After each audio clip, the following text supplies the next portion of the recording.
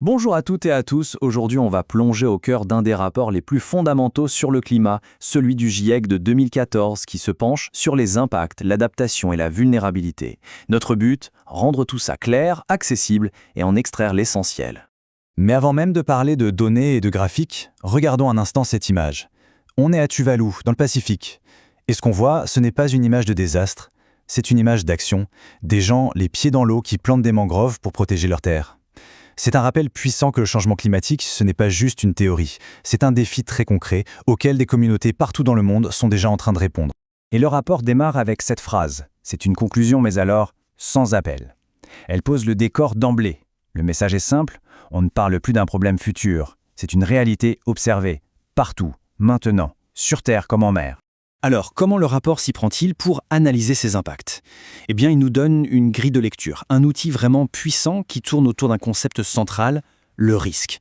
Pour bien saisir les conséquences, il faut d'abord comprendre de quoi est fait ce risque.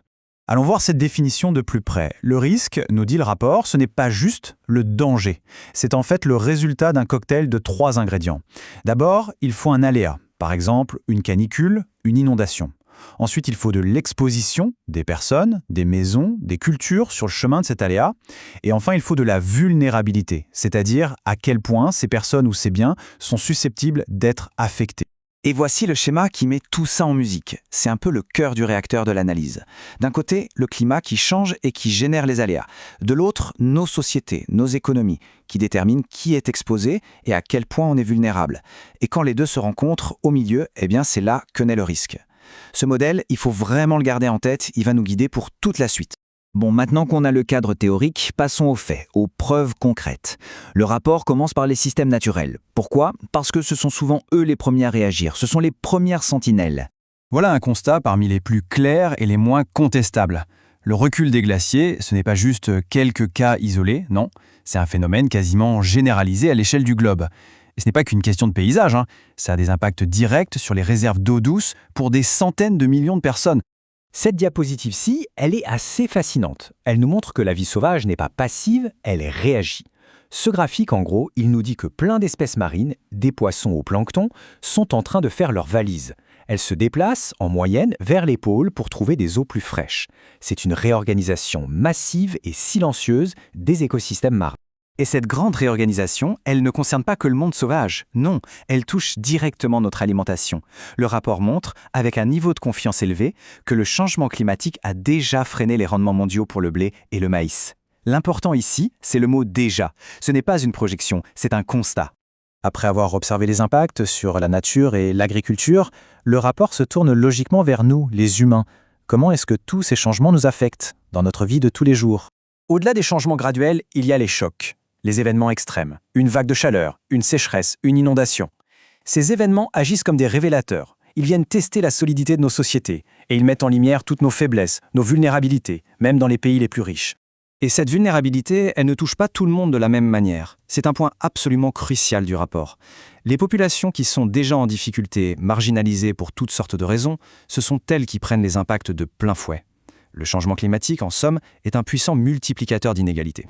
Jusqu'ici, on a surtout parlé du présent, des impacts déjà visibles. Mais ensuite, le rapport se tourne vers l'avenir. Et là, il ne nous présente pas un seul futur tout tracé, mais plutôt un carrefour, une bifurcation. Et pour illustrer ce choix, rien n'est plus parlant que ces 2 cartes. C'est saisissant. À gauche, un futur où on agit de manière très ambitieuse pour réduire les émissions. À droite, un futur où l'on continue plus ou moins comme avant. La différence de température à la fin du siècle est juste spectaculaire. Ce n'est pas le même monde. On visualise ici, de la manière la plus directe qui soit, l'enjeu de nos décisions collectives. Et attention, il y a un piège. On pourrait penser que le risque augmente de façon linéaire. Un peu plus de chaleur, un peu plus de risque, mais non. C'est un des messages clés. La relation n'est pas du tout linéaire. Le risque d'impact vraiment grave, étendu et qu'on ne pourra pas annuler, il augmente de manière exponentielle à mesure que la planète se réchauffe. Ce diagramme illustre parfaitement ce point. On l'appelle les braises ardentes et on comprend vite pourquoi. Chaque barre représente une catégorie de risque. Regardez comment les couleurs changent avec la montée des températures. On passe du jaune, risque modéré, au rouge, risque élevé, puis au violet, risque très élevé. C'est une visualisation très puissante de l'escalade des dangers. Face à ce constat qui peut sembler sombre, le rapport ne s'arrête pas là. Une grande partie est consacrée non pas aux problèmes, mais aux solutions. Et la première réponse face à des changements déjà en cours, c'est l'adaptation. Alors, l'adaptation, qu'est-ce que c'est exactement? La définition du GIEC est très claire. C'est le processus qui consiste à s'ajuster à un climat qui change. L'idée, c'est de réduire les dégâts, bien sûr, mais aussi, parfois, de savoir tirer parti de nouvelles conditions. Et ce n'est pas de la science-fiction. L'adaptation, c'est déjà une réalité concrète. Le rapport donne des exemples du monde entier. En Afrique, on met en place de nouvelles formes de gouvernance. En Asie, on développe des systèmes d'alerte rapide. En Europe, on repense la gestion du littoral. C'est une mosaïque d'initiatives qui prend forme. Mais alors, comment on s'y prend pour bien s'adapter? Le rapport insiste sur une idée. Ce n'est pas un plan qu'on élabore une bonne fois pour toutes. C'est un cycle, un processus continu. On évalue les risques, on planifie des actions, on les met en œuvre, on surveille ce que ça donne, on apprend de nos succès et de nos échecs, et on recommence. C'est un ajustement permanent. Au final, ce rapport monumental nous laisse face à une question qui n'est plus vraiment scientifique. La science a fait son travail, elle a cartographié les risques, elle a balisé les chemins possibles. La question qui reste et qui nous est posée à tous est profondément humaine. Comment allons-nous, collectivement, choisir de gérer ces risques et, au fond, de dessiner notre avenir commun ?